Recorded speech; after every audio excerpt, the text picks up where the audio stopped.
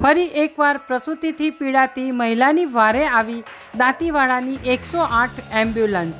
આજ રોજ તારીખ 20/6/2024ના રોજ સવારના સમયે સુરેશભાઈ માળીના ખેતરમાં ભાગ્યા તરીકે કામ કરતા કમળાબેન બાબુભાઈ ઠાકોર પ્રસૂતિના દુખાવા પીડિત મહિલાને અચાનક પ્રસૂતિનો દુખાવો ઉપડતા ત્યાં જ ફરજ બજાવતી આશા વર્કર ભારતીબેન મારફતે 108 એમ્બ્યુલન્સને કોલ કરીને મદદ માંગી। ત્યારબાદ આ કોલ દાંતીવાડાની 108 એમ્બ્યુલન્સ સેવાને મળેલો, તેથી દાંતીવાડા 108 એમ્બ્યુલન્સમાં ફરજ બજાવતા EMT પ્રવીણ વણોલ અને પાયલોટ મેહુલભાઈ મળેલો।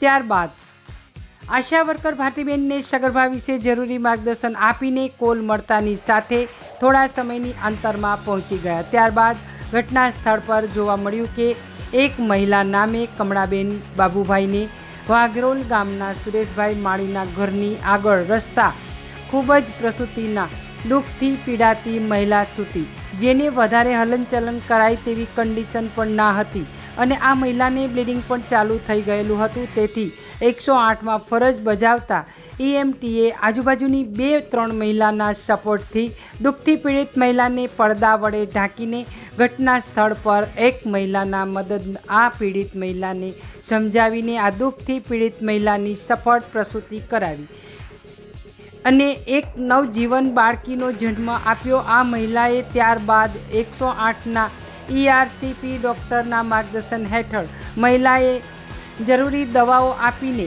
આ મહિલા અને તેના બાળકને 108 મારફતે વાઘરોલ સરકારી દવાખાનામાં વધુ સારવાર અર્થે ખસેડવામાં આવ્યા। ત્યારબાદ આ પીડિત મહિલા અને પીડિત મહિલાના પતિ દ્વારા 108 એમ્બ્યુલન્સ સેવાનો ખૂબ ખૂબ આભાર વ્યક્ત કર્યો।